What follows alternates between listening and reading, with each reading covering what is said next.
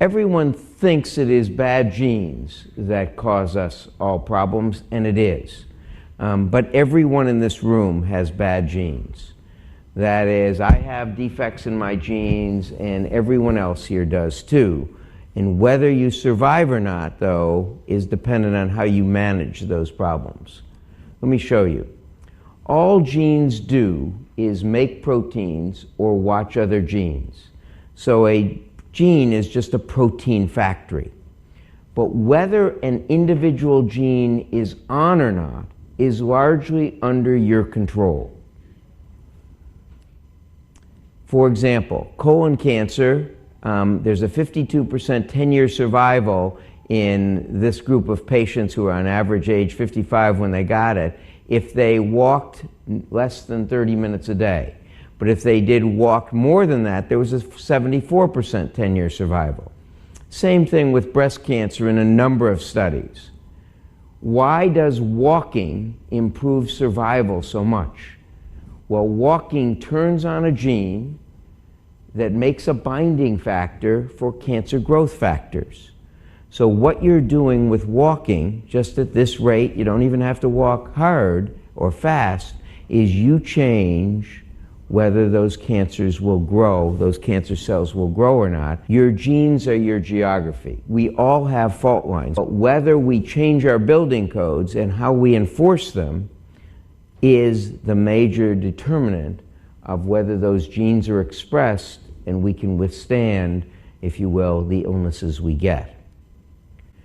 And this study by Dean Ornish and Pete Carroll, our friends at San Francisco, of 52 patients with prostate cancer is, I think, the most important I've seen in a long while. These are strips of genes, so there are 52 strips of genes on the pre-intervention side and 52 strips of genes on the post-intervention side, the same 52 people.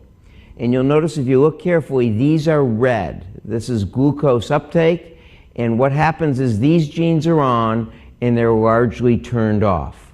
And what are these?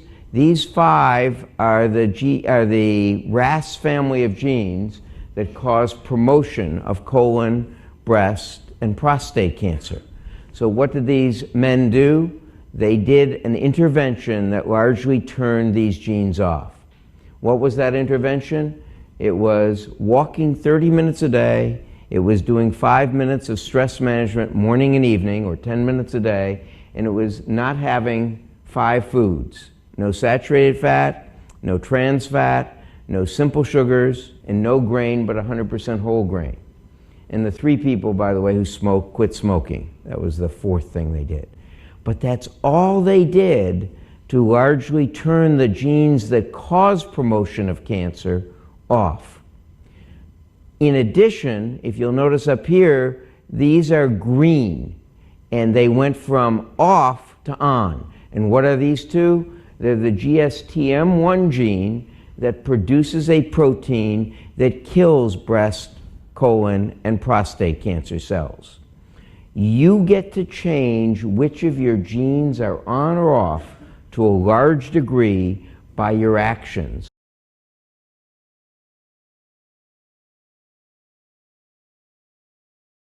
I had a really good friend of mine, I went to lunch, and he goes, let me ask you a question, honestly. Right now, what are you grateful for?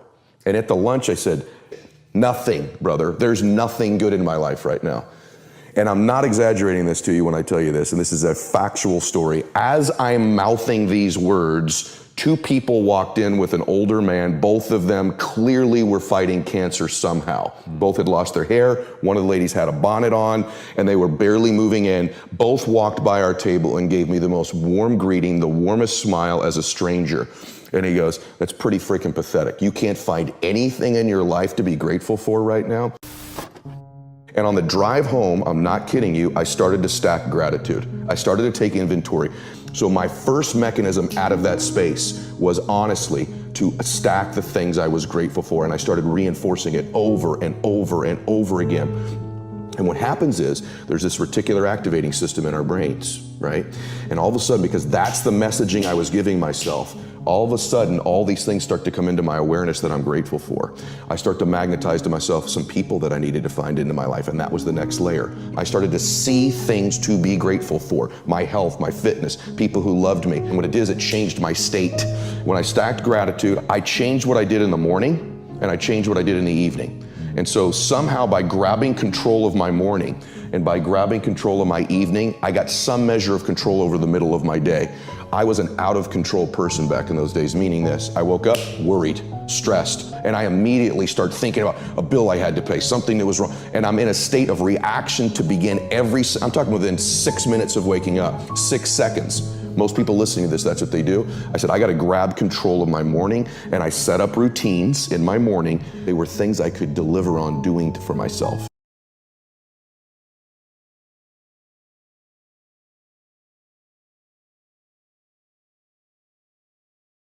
They did an intervention that largely turned these genes off. What was that intervention? It was walking 30 minutes a day. It was doing 5 minutes of stress management morning and evening, or 10 minutes a day, and it was not having 5 foods. No saturated fat, no trans fat, no simple sugars, and no grain but 100% whole grain. And the 3 people, by the way, who smoked quit smoking. That was the 4th thing they did. But that's all they did to largely turn the genes that cause promotion of cancer off. In addition, if you'll notice up here, these are green, and they went from off to on. And what are these two? They're the GSTM1 gene that produces a protein that kills breast, colon, and prostate cancer cells. You get to change which of your genes are on or off to a large degree by your actions.